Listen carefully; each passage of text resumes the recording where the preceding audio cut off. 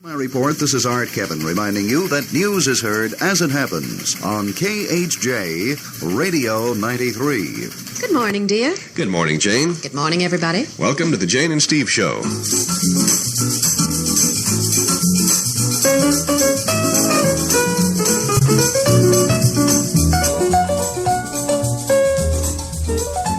Actually, I should say more than the Jane and Steve Show today. I should say the Jane and Steve and Rosie and Dickie and Ray and Allen and Billy Show, because we have all kinds of friends who have dropped in this morning to spend the next 55 minutes with us.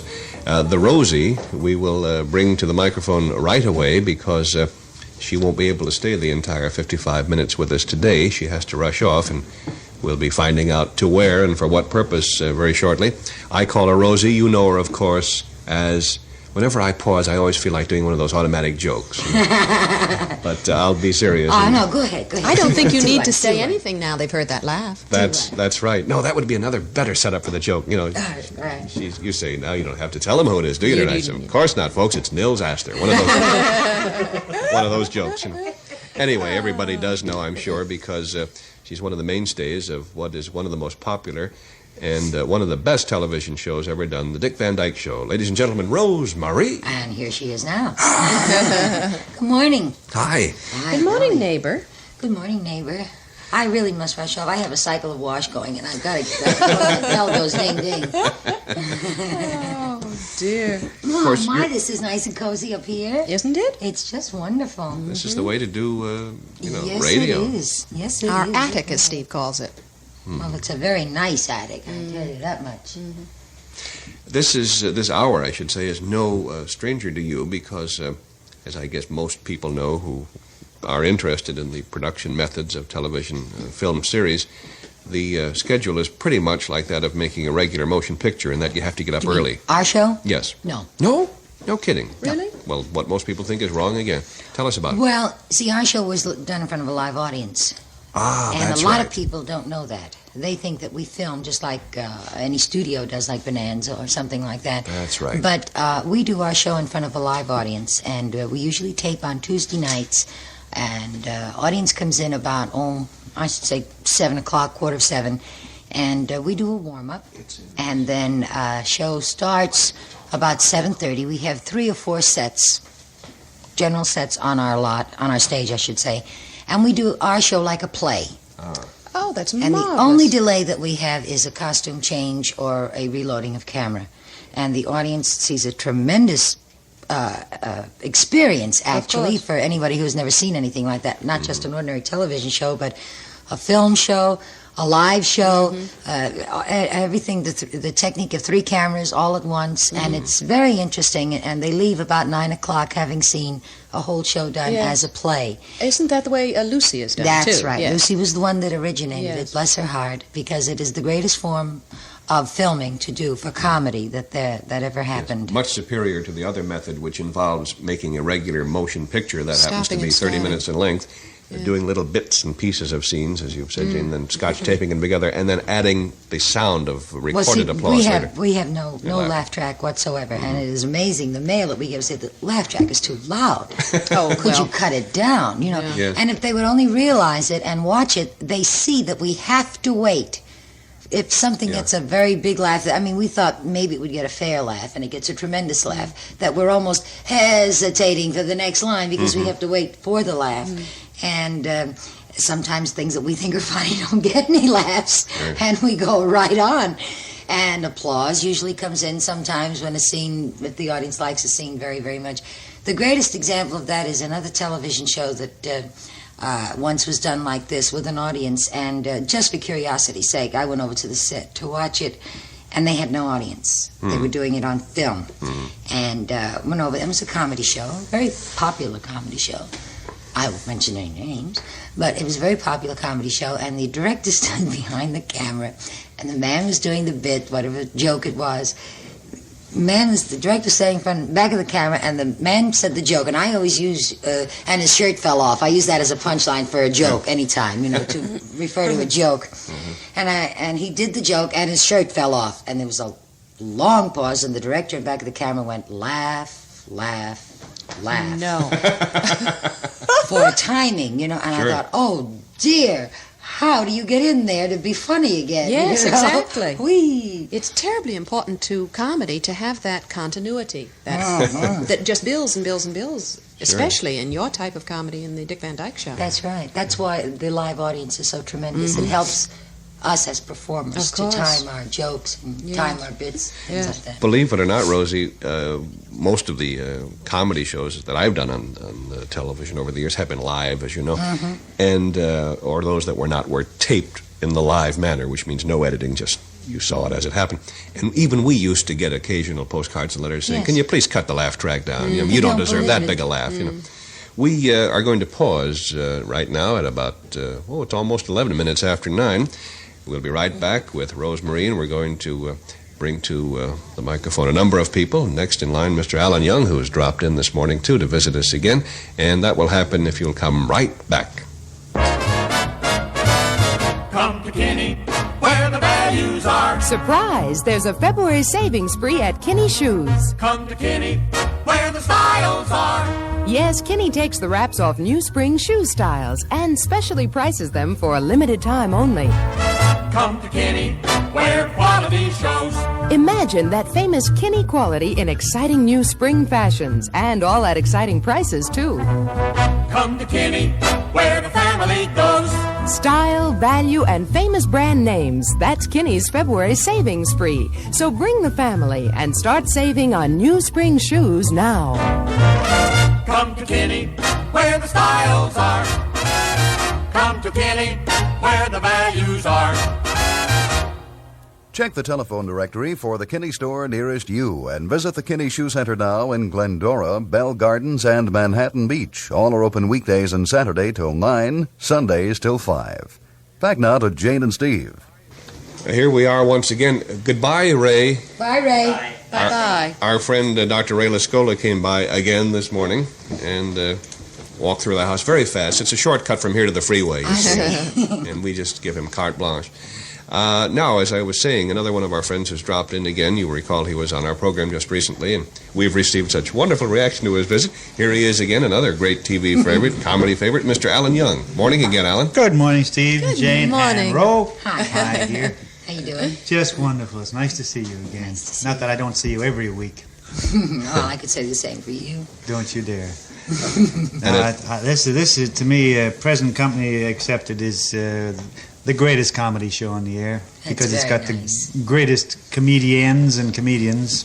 That's very nice. No, it's true. Marvelous I program. wouldn't, It is. It's a marvelously Well, it's a done beautiful program. chemistry of people. It's a wonderful combination of everything being right. The writing, the direction, the crew, everything. And it really looks like you all are having fun and like each other. Well, that is one of the biggest jokes on our show that ever happened because, as you know, when you work with somebody a long, long time, and a group of people a long time, and if you work 5 days a week, which you would know better than anything, Steve, the weekends, like, leave me alone. You know, I want to go be with other friends and other people and stuff, but we don't. We socialize on weekends, which is ridiculous. And if we get invited to a party, and suppose we'll be invited individually, for instance, I'll get an invitation, and Dick will get an invitation, Maury will get an invitation, and if we are at this place, within 5 minutes, we group together like the clickiest bunch of people you've ever seen. We are Isn't that inseparable interesting? as a group. That's very nice. And it is very unusual. And I say the joke that we always use is when we get into rehearsal or something, because we rehearse Thursdays, Fridays, and then Saturdays and Sundays we're off, and then Monday we block with Cameron, Tuesday we block again, and then shoot Tuesday night, as I told you. But we'll get into a discussion about, well, I don't think you ought to go over there. I think you ought to move your right foot over your left eye or something, you know. And we'll get in, and our script girl, who is just tremendous, a wonderful gal by the name of Marge Mullen, would say, do they really get along as well as it shows on television? So he wound up being a joke with us, you know. But it's true, we do. Now I want our listeners to meet another one of our guests this morning. It's turned out, more or less by a very happy accident here, to be sort of a comedy round table panel discussion. Let's see now. Let me run around the table here. Jane has appeared in a number of Broadway comedies. and also has done a great many sketches. Sketches with Rosemary. Yes, of course we With have. Rosemary, I forgot that. She's done a lot of comedy on my show and on the Red Skelton show and on various programs. Then, of course, Rosemary is very experienced, not only in television comedy, but works a great many nightclubs in her capacity as a funny woman. And I need not say any more about Alan Young's long and distinguished achievements as a television comedian. And now, the next gentleman we want you to meet is another good friend of ours named Dickie Dawson. Another Englishman. Yes, another Englishman, but more specifically in this particular context, another comedian.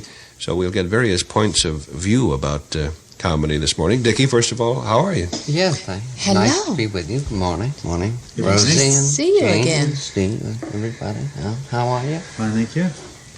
Very quick return you have on the show. Isn't it? Wonderful. I heard you just a Few days ago. Few days I'm a ago. neighbor, Yes. Yeah. more or Well, less. the word is You- getting around now what fun we have here. A lot of our friends are dropping in, and it's wonderful. You're Well, the I'm just a stone's throw from here. It's a place with all the broken windows.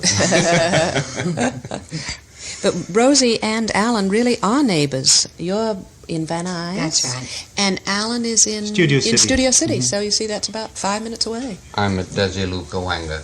Good for you. It's just outside. I wait there for all the jobs. I get made up about 6 o'clock in the morning. And did you notice I'm the only one that ever wears a blue shirt for radio? That's funny. That's funny. But as a matter of fact, I hate old cliches like, all cliches are old, but I hate lines like, boy, it looks like Grand Central Station here this morning. One of the reasons I don't like lines like that is that the people who do them usually deliver them as if they just thought of them. Yeah. I hate people who say, boy, when George Fredman is here, anything can happen, and usually does. The terrible thing is when they did really just think of them. I Yes. think Yes. it's original, and Yes. that was a good line I got off, and you say, it certainly was. Yeah, but now Well, it becomes enough a about stock. me. It becomes a stock thing that you kind of store in the back of your head, and if something comes up to that occasion, you, I don't know, bring it out of the so-called back of your mind. But the terrible thing is when you've got a good switch on a line, on a funny line, and you use your good switch, and nobody laughs, and then some character uses the original and gets a scream, and you sit there like a jerk, you know? Yes. You say, You know what my well, mother's answer to that is? Huh? It's a new generation. I like your mother. Jane, you should see Jane and my mother get along. Oh, she's a dear. I too much. I love Rosie's mother. Yeah. Your mother, isn't it true, never gets Names right. Names right. Oh, she's the greatest with names. Tell us some of the... Well, for Names that she instance, she sees a movie. Now she'll know the big stars, and she'll be fairly right. Now she calls you Jane. Yes, you're all right, there's and you're something- Steve. You're all right. No, But, he's Tarzan. Yeah. Me, Jane. No, but anyway, she has names like for Sheldon Leonard. She calls him Seldon Bernardi. And Carl Reiner is Earl Randolph. Why? I don't know. I don't know. And it's not... Well, that's his real name. It's not a put She's on not trying to thing. be She's funny. not trying to be funny. No. This is really the No, way I- she sees them with these names. I once got in a cab with Liberace in New York. I hate to be a cab dropper, but I was riding to NBC, and we had a cab driver who did that. And it was like, I think the third day that I was ever in America.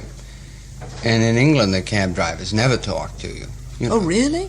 Oh, I mean, you're lucky if they stop where you want to get off. No, I disagree. Isn't I'm that sorry. funny? And this man looked around, and Liberace wasn't wearing sequins or anything, just some stiletto heels and a Carmen Miranda hat. But no, he was very conservatively dressed. He was going for a rehearsal, and we'd become friends when he played the Palladium. And the cab driver turned around, driving way, very fast, and he said, "I'm right, ain't I?"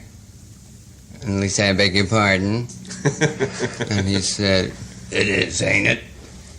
And he said, "What? This is liberation." So he said, yes. He said, "I get them all in the cab. Get them all," he said. Elspeth Taylor. Elspeth Taylor? Elspeth That was Taylor. Elizabeth Taylor. I found out only because he connected immediately. Yeah, but that's Ernie close. Fisher. That's close. Ernie Fisher. Ernie you know. Fisher. Yeah, that's He pretty went close. up a wrong way street and he'd named 50 wrong names, and we were so embarrassed. Liberace got out, It was like $2, and he gave him $10 because we were in the wrong way street just to get out. And we were running away to go into the studio, and he leapt out of the cab and he said, "Hey, Liberace, one more thing."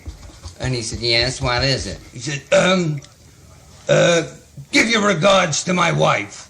Yeah. Oh, yes, the wildest line I'd ever heard in my life. No, we hear that a lot. Believe it or not, yes, that is fairly common. Regards to my Really? wife. Yes, they mean to say, "Give my regards to your wife," and they get the words confused. Although with They Liberace, I don't know Well, which way he meant that. very often they will say, "You're one of my biggest fans." Mm-hmm. They get. I think they get excited or something, yes. and they put it backwards. The strangest line of that particular sort that anybody ever threw in my direction was one evening when a gentleman came up and he had a piece of paper like this, or an envelope, as a matter of fact, and he turned it over and held out a pen, handed me the envelope, and he said, "Mr. Allen, would you please sign this for the back of my wife?" It's 9:21 right now, and at that point, we'll arbitrarily decide to pause for this important message. Get away and go in a quick new Pontiac.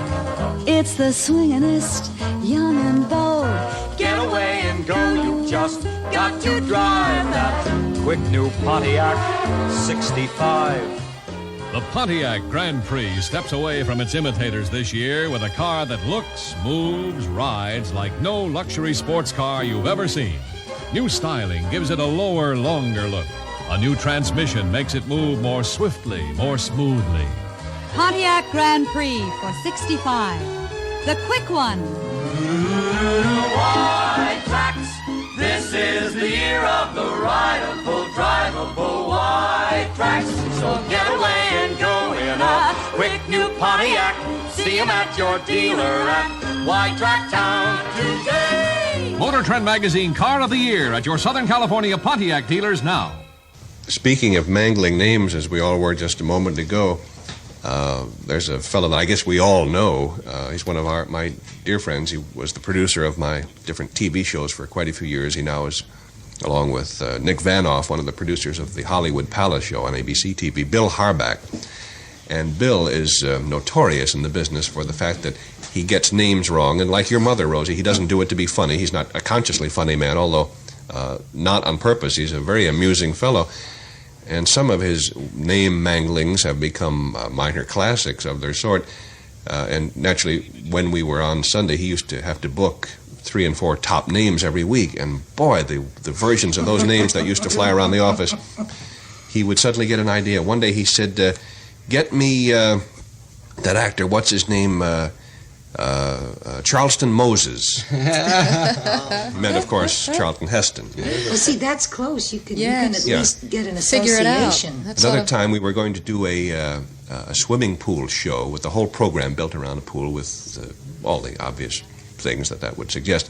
And he said, "There's only one person we get for the star of this show, Ethel Waters." Oh, my, that's beautiful. He meant Esther Williams. It's like poetry. That's beautiful. What an association. He meant Esther Williams. There's always a kind of a poetic connection. And what's another one? Well, I can't think. He would be great on You Don't Say. Yeah, because he never does. I've got to tell you this. One of the nights he came over for dinner at our house, and I had Richard Deacon over from our show, and Jane Dulo. And my mother had made a nice dinner and stuff, and we were going to some affair or something, and Deke, as we call him, you don't know this story, Jane. Jane Doolittle and Jane and Steve, remember this grouping now. So Deke came into the kitchen or something and was helping my mother, and we were going to some affair. I don't know if it was the Emmys or anything like that. So my mother said to Deke, she says, "Are you going to the Emmys?" And he says, "Oh, of course." So my mother said, "Well, who are you going with?" And he said, "Oh, I'll probably take Jane."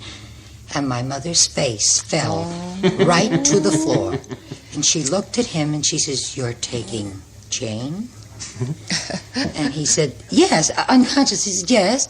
And then he thought for a minute. He says, "Oh, no." He says, "I'm taking Betty." And my mother said, "Oh, that's fine, because that's Jane Dulow's name, Betty." Oh. Isn't that weird? She thought that he was taking you. That is amazing. Wow. Her name for Jane Dulo is Betty. Wow. I think that's my favorite, I have 2 favorites, or 2 or 3 favorites that I must tell you. One is Carol Loomis. Who's that? Audrey Totter. I thought it was Regis Thomas. How do you... No, how do it you- doesn't get. That's what I not mean. close. They're not close. Will you you ever- not explain that at all? No, I cannot. But every time she sees Audrey Totter on the screen, she says, she's one of my favorites. That Carol Loomis. I like her. Well, I've always To liked her, Carol she Loomis. looks like her name should be Carol Loomis. That must be the Richard explanation. Deacon is Dooley Duncan. And, of course, Oh, dear. this is one of my favorites, Angelo Palangi, Who's that? Jack Palance. Angelo Palangi. Now, if you study those things, that really, There's some kind in of the a corner there, they sense kind of to look them. like that name would Yes, fit them. yes. Let me ask this. Now, in the stories I told about Bill Harbach, he said this once, and then the stories went on, but he never called him that twice. It was just a momentary... No, yeah. With my mother, that's She- it. All the Always. time. it's consistent with Yes. her. All the time. see. Yes. They never change. That's their name. Very interesting. And Very I don't. And if you tell her, Fascinating. if you say, "Mother, no, that isn't right," like a music contractor on our show's name is Manny Stein. She's forever calling him George, and George and George and George. So she called me up the other day and she said, "I want to send them a card." She says, "What is their last name?" And I said, "Stein." She says, "No, it's not." And I said, "Yes, it is." She says, "George." You know who I mean? George and Beatrice. I must say his wife's name is Rebecca. So she said, "No, George and Beatrice, you know." She says, "What's their last name?" I said, "Stein, Mother." She says, "No, it's not. You don't know. You're not talking about the same people I am." She must have an awful lot of letters returned. No, she doesn't. Believe it or not, she wrote this card to them, and it was delivered, and the name was Mr. and Mrs. George Steinberg, and they received it. The right he address. carries The it address. around. Right. Obviously read No, send it Beatrice of to a friend Sunnybrook of Farm. theirs. Probably. It's just... Oh, my word. She even sent it to a friend of theirs. But he carries it around. He's so thrilled, so that now at the studio, everybody practically calls him George. To get back for a moment to that other subject we had touched upon a few minutes ago about the remarkable things that people say to you, admirers or fans, such as, "Will you please sign this with the back of my wife?" Alan, do you have any recollections of that particular sort?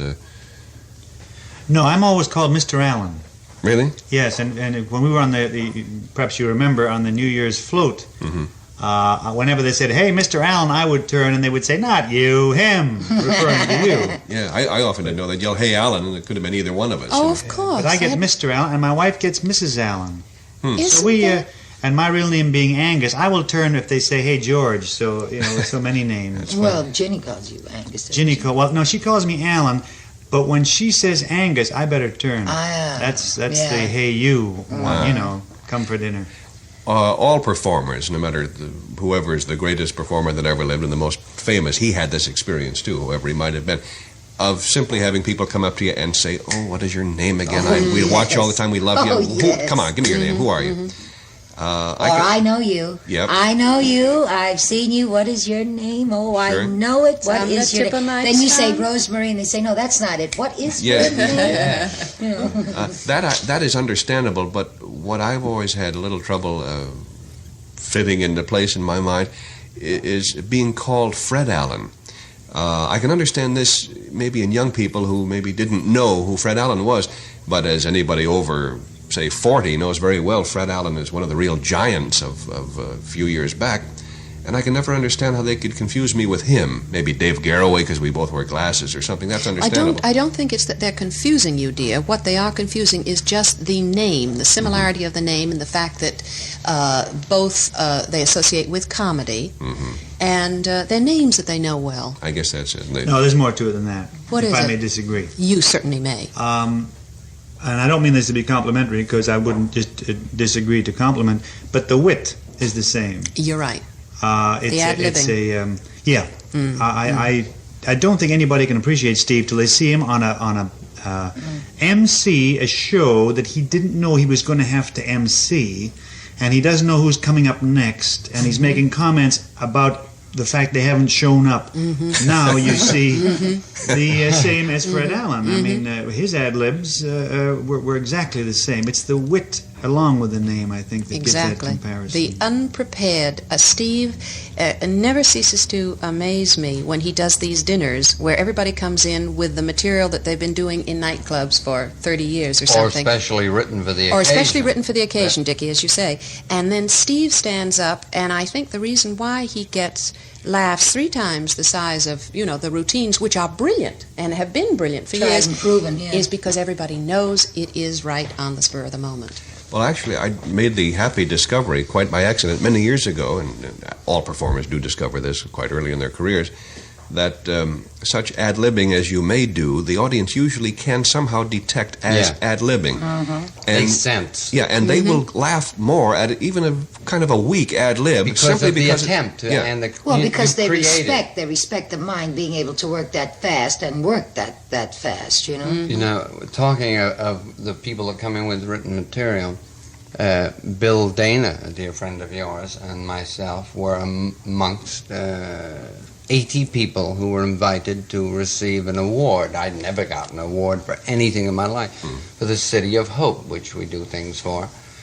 And as we came in, they said, here's where you get introduced. And he was number 64 award, and I was 67. Wow. Now, Bill had a television show at that time, but I mean, everybody in front was Charlton Heston, did the catering, They locked him in the room with the 7 loaves of bread and some fish. He did a very good job.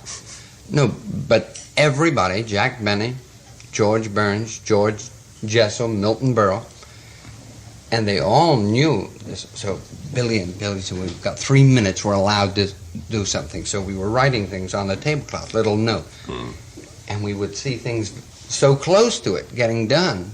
By number 15, we'd cross it off and we'd sit there I'd say, hey, we'll do something about so, and he'd say yes, and number 25 performer came up. Oh, what a terrible feeling. And we got into such a state, in the end we forgot, we did nothing at all until we got up there, and then we were absolutely a disaster.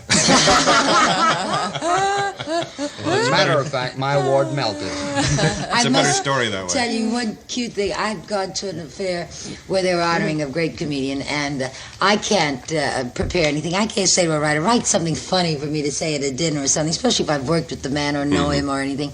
And at this one particular affair, Robert Goulet was also a guest speaker, so to speak. And he got up and he said, I really don't know what to say. He said, I love the man, and I think he's a great talent, and I'm very honored to be here. And he sat down. Well, everybody else got up and had jokes and routines, as you say, Jane, and so forth and so on. And to me, I got up and I said, I would have loved to have said some nice things. I said, but Robert Goulet took my whole speech. Very clever. Very clever. The time is now 9:32, and once again, we'll pause briefly for an important word. To remind you that this is KHJ, AM and FM, RKO General for Los Angeles. We'll return to Jane and Steve in just 60 seconds. Tell me, little friend, are your lunch hours getting to be a bore?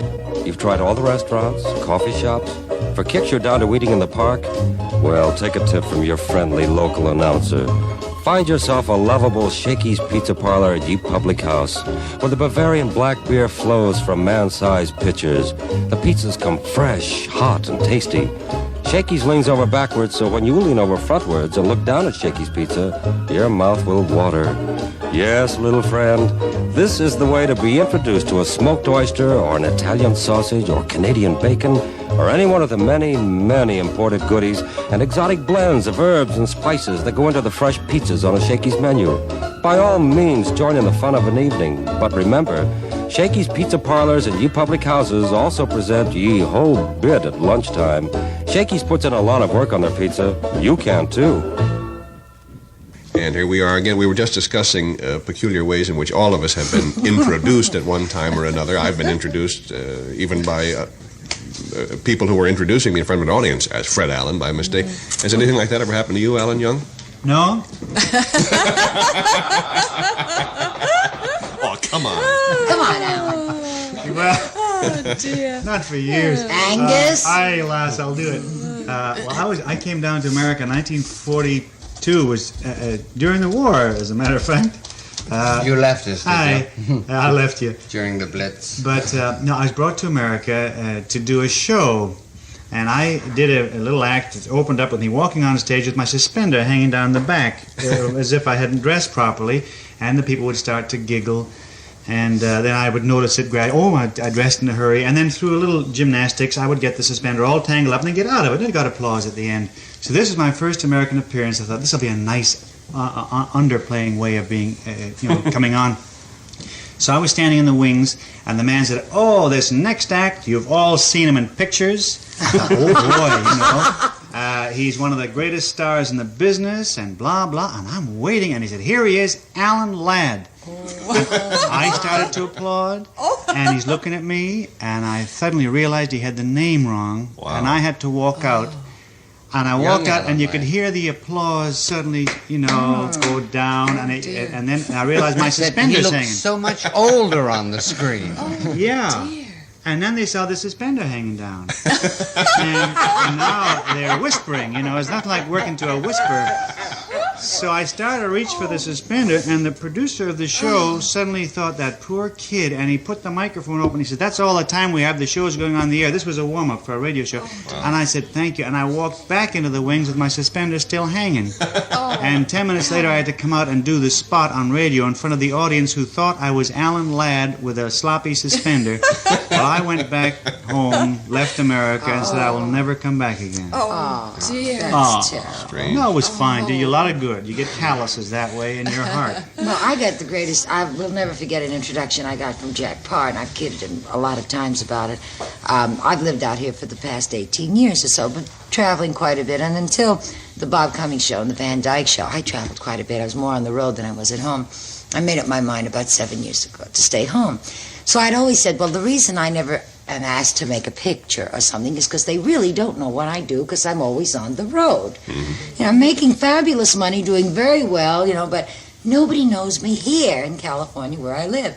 So they asked me to do a show at the 20th Century Studio Club. Billy Gordon, the casting director.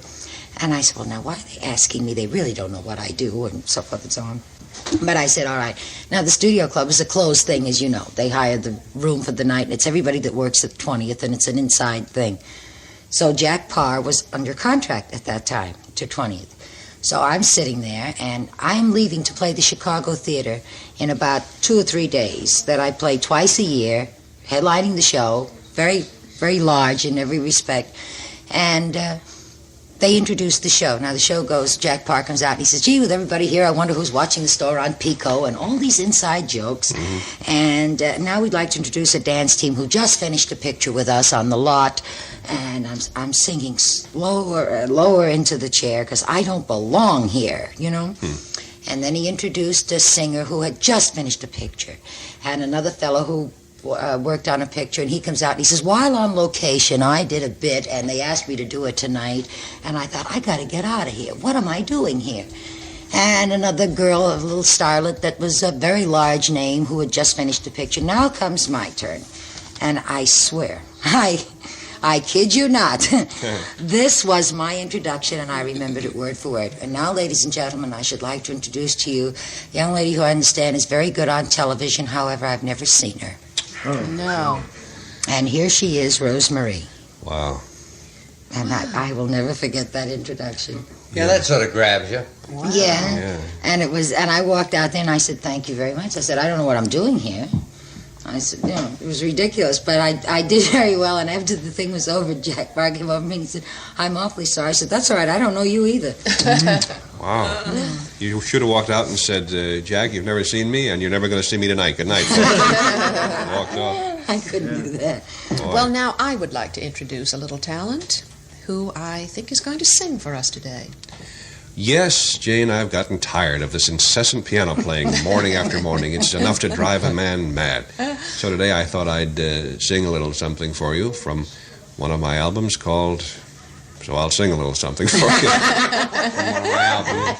I think every songwriter has at one time or another written a song called I Love You. I remember reading once in Strange as It Seems by John Hicks, which was kind of a believe it or not type newspaper feature, that there are 254 copyrighted songs with the title I Love You. You can't copyright a title and have it your exclusive property, so anybody who wants to write a song called I Love You is quite free to do so. And I took a crack at it, and here's the song. It's called I Love You, says it very well.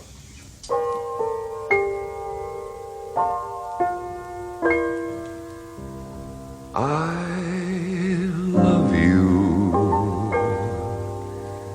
After all is said and done, I love you, says it very well. Porter and Berlin, and the words they spin can improve upon this timeless evergreen.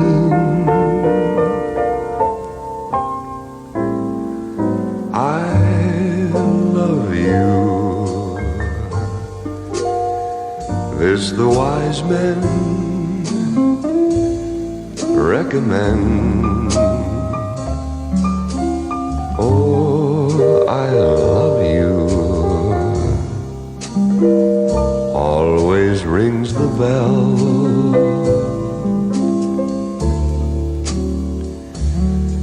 There are other pledges I might make, and other tales to tell,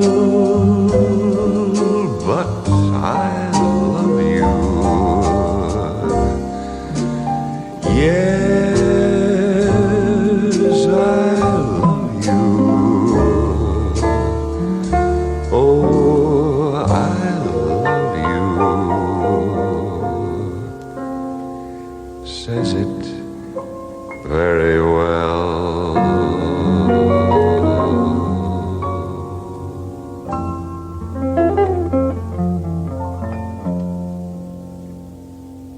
So, that song called I Love You says it very well. Very nice. Thank you. You're a good voice this morning. Yes. Thank you very He much. always is in at the this shower. hour. I think right now we'll just pause for another important word and then come on right back for some more interesting chatter. I'm Dr. Frank Baxter, and I'd like to tell you about a challenging and rewarding profession, teaching. Why be a teacher? Well, teachers are important people. In America, we realize today as perhaps never before how important teachers are to the very safety of our nation. No group of citizens excels our teachers in loyalty to country and in their understanding of American values. Education is the most important foundation of our society, and good education cannot exist without good teachers. It's exciting how often in the biographies of great men and women, we hear them expressing their debt of gratitude to some teacher they once had. It's a good profession. It pays better than it did in the past, and salaries are improving all the time. When the time comes for you to select your career, you think of teaching. And for information about a teaching career, write to the State Department of Education at Sacramento, and write also to the California Teachers Association, Burlingame, California. Well, here we are again. Rosemary, you have an event coming up you want to mention. I wanted to talk to you and Jane about this, and as long as Allen and Dickie are here.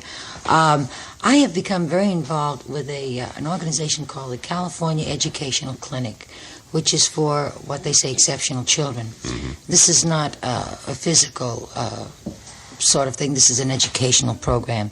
This is a school which is here on Sepulveda, off of Magnolia, which is a tremendous school for these exceptional children, retarded children. And they are doing a magnificent job. It is a very small group, and they need schoolrooms and things like that. Mm-hmm. And the auxiliary of it, which is called Children's Hour, is having a fashion show at Bullock's, February the 24th. 24th of this month. And it'll be in the afternoon. And by the way, you and Jane are most cordially invited to attend. Rosie, because, could I say, is that the Bullocks here in the yes. valley? I said Wilshire, didn't I? I'm sorry, I meant Bullock's Fashion Square. I just know there's a couple, and I wonder Well, it's which Bullock's Fashion Square because it's in the valley. Yeah. And we're having quite a few celebrities that are modeling and things like that. And there is a gentleman's table, so the gentleman will not be embarrassed. Oh. Well, I have some nice gowns. But I would like very much to invite you to come, Jane, and you too, Steve, and anyone who is interested in going over there. They will see some wonderful fashions and some nice people, celebrities in our business, who are giving of their time for the California Educational Clinic so that we may build a new schoolroom with some new desks to teach these children. It's so inspiring to see, well, people such as yourself, Rosie, and various local organizations putting so much effort into community improvement, especially in this entire field of mental health, mental retardation, that sort of thing, because the need is really staggering. It's a national problem, really a national scandal in many communities, and therefore we need more people such as yourself and the fine people you're working with in this organization to get to it and do what has to be done. What day of the week is that now? I think that's on a Wednesday, if I'm not mistaken, and the tickets will be $3.50. And where do you get tickets? You can get them over at Bullock's. All you have to do is call Bullock's, call the fashion coordinator over there, and I'm sure that they will make arrangements for you. Marge Van Dyke, Dick's wife, and myself are very active in this particular project, and we're quite concerned because both Marge and myself are of the same caliber, I guess, where we don't want to just lend our names. We want to work and do something for it, and if we can at all do any good as far as helping the school is concerned. This Lou Alstead, who is the director there of the school, has done a tremendous job, and these adorable, wonderful children who are there, when you go over to the school, and of course you can go over any time at all to watch the work of what's going on, these teachers are so underpaid and do it as such a nature of love for these children, so that you want to just do anything that you possibly can. Of course. And this little luncheon is going to try to help us get a schoolroom. We want to build several schoolrooms, naturally, but I think the luncheon will help to build at least one, and we can get started that way. We have several projects. Bob Sweeney has been voted president of the board. As you know, Bob is fine director, very fine man. I am very honored to say I have been voted vice president, and as I told them that I would not be in anything unless I could do something, and so I'm really on my bandwagon to Well, Rosie, do something. it is a luncheon on Wednesday. Is that February 24th? 24th. At Bullock's, Bullock's Fashion in the Square, Valley. in the Fashion Valley. Square. And what time does it start? 3 o'clock. 3 o'clock. Yes, the luncheon, there will be a designer's starts at tea. 3. There will be a designer's tea. Actually, it's called a I designer's see. tea. And we will have Lola Albright and Janet Lee and Stephanie Powers and Oh, all lovely. those We'll buy gorgeous, tickets. thin girls Yes. up there. You know. Well, I'm who have sure it'll been be a great success, and they probably have beautiful gowns. Yes, to they're see. all beautiful special designers gowns that were made for these gals, and they will model them, and it will just be a very nice afternoon. And of course, the money goes very where it And goes. how much are which the is tickets again? $3.50. Oh, that's not Thank much. you, That's Jane. very Not inexpensive. at all. You Very. spend that on a load of rubbish going out one night, couldn't you? Yes. And I should say so. I open invitation to all of you, please. Well, if I you shall have- be Thank there, you. Rosie. If you can, I'd love for you to come. And you won't be embarrassed, fellas, because we're going to have a gentleman's table, really. Well, I've been through that school, and it's I'd rather you fabulous. didn't, Isn't as a it? matter of fact. I'd like to mingle, belonging to Well, we ACRA. have some projects coming up. I'm just going to drop this little hint. We're having a painting thing where we're asking all our celebrity friends to give us a painting, and that will be in the near future, which we will auction off. So if I come yelling again, you'll know what for.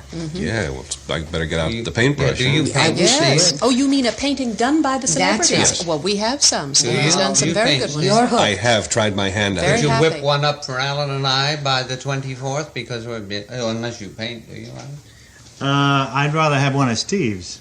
But you do paint, I can tell by the... Yes. By the I can hesitation. too. Yes. I can too. I've also got a back door that has a little chipper to it while you're there. Do you Alan. paint, Yes, I Alan? can Yes. tell. He does. Oh, well, you're hooked. You What have school? just promised me a painting. I was taught to paint and never sell them or give them away because you'll bore people with them.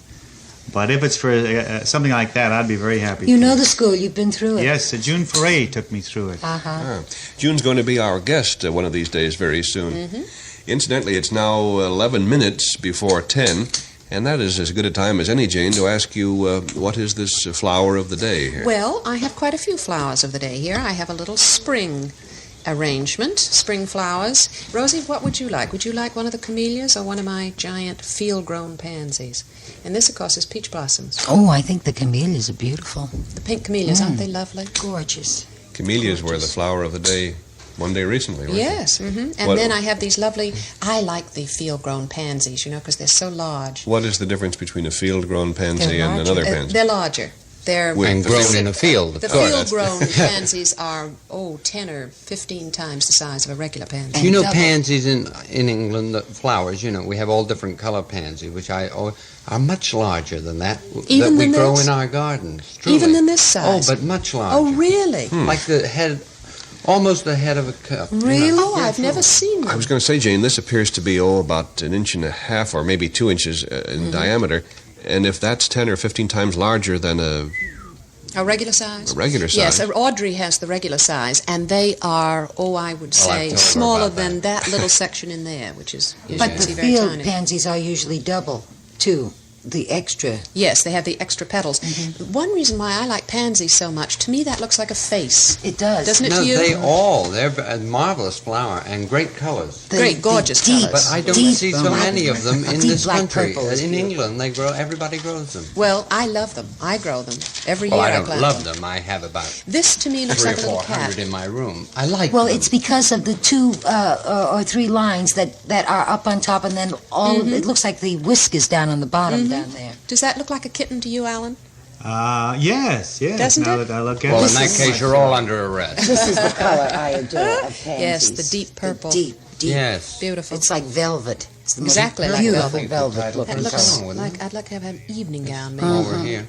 As you know, it's my custom to open the dictionary here when we bring up the names of these various flowers and see what we can learn therefrom as to the origin of their name, at least, if not the thing itself, which, of course, will always be obscured. Pansy, it says here.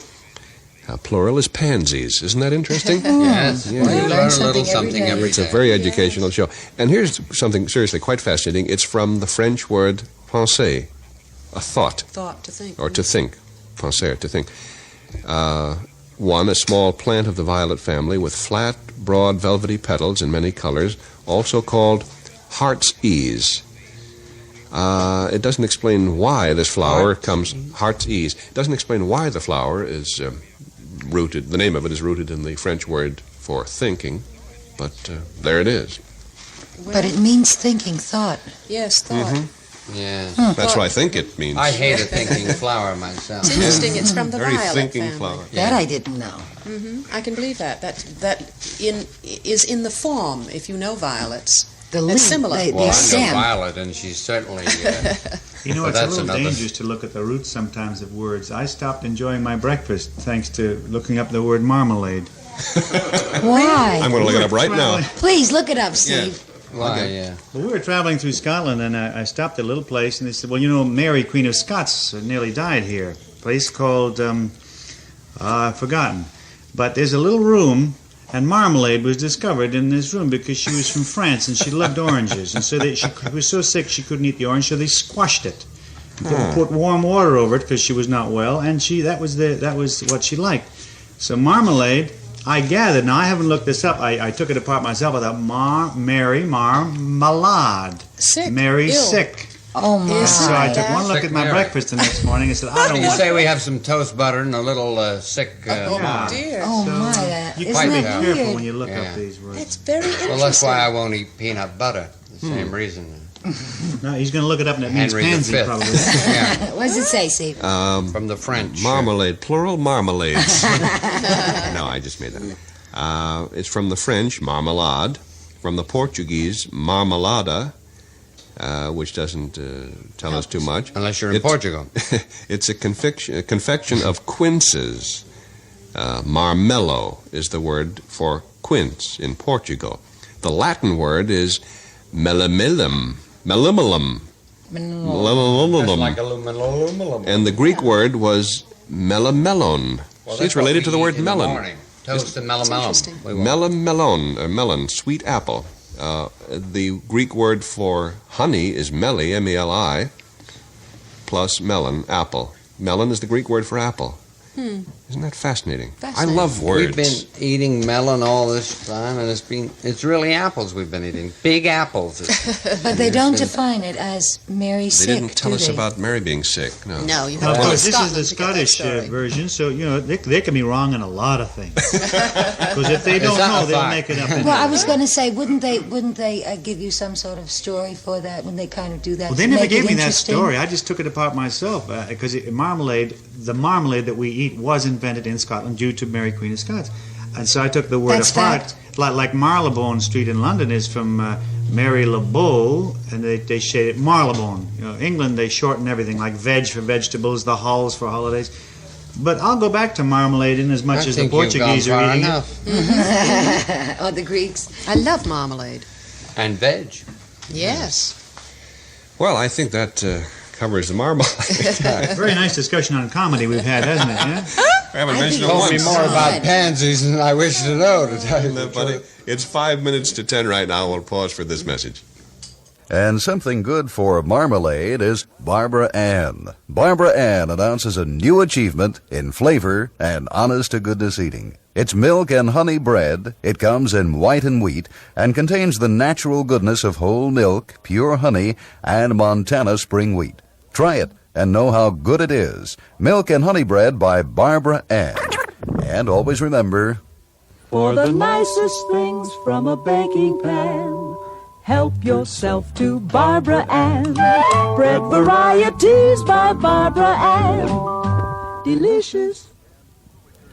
And we'll return to Jane and Steve in just a moment. Let's remind you now that Jane and Steve are being brought to you over KHJ, AM and FM, RKO General for Los Angeles, where the time right now, 5 minutes before 10 o'clock.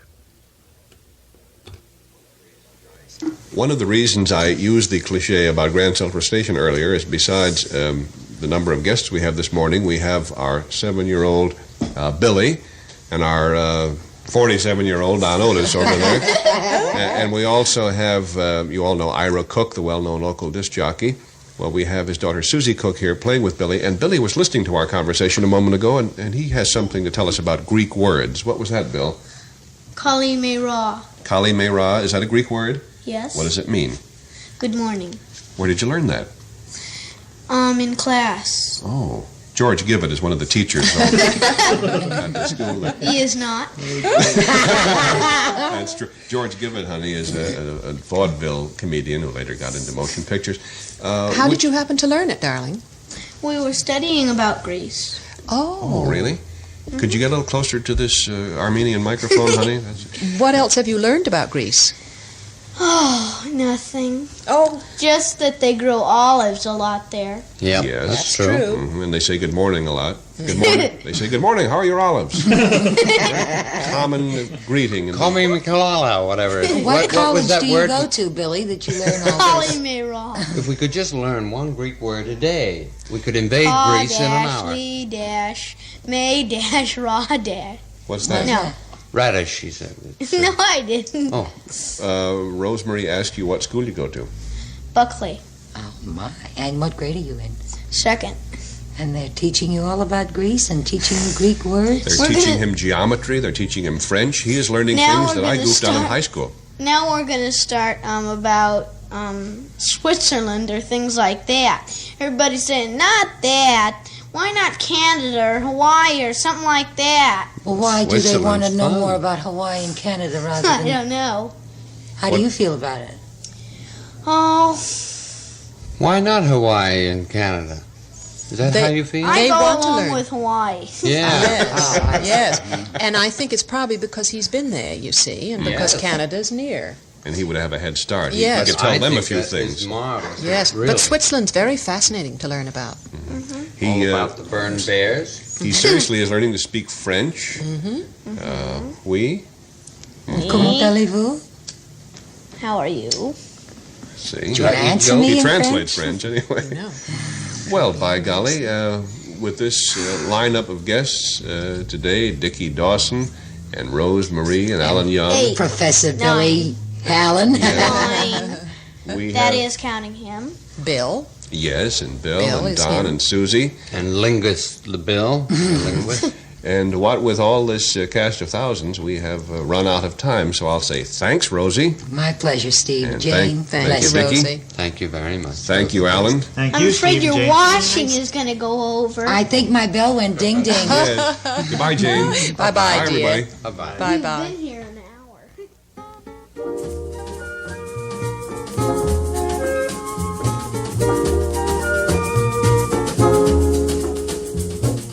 Visit with Jane and Steve again tomorrow morning at 9:05 a.m. for another 55-minute get-together direct from their home in Encino. You never know who may stop in and visit with Jayne Meadows and Steve Allen. So join them every morning, Monday through Friday at 9:05 a.m. Michael Jackson in just 5 minutes. Now stay tuned for the news next with Alan Moore.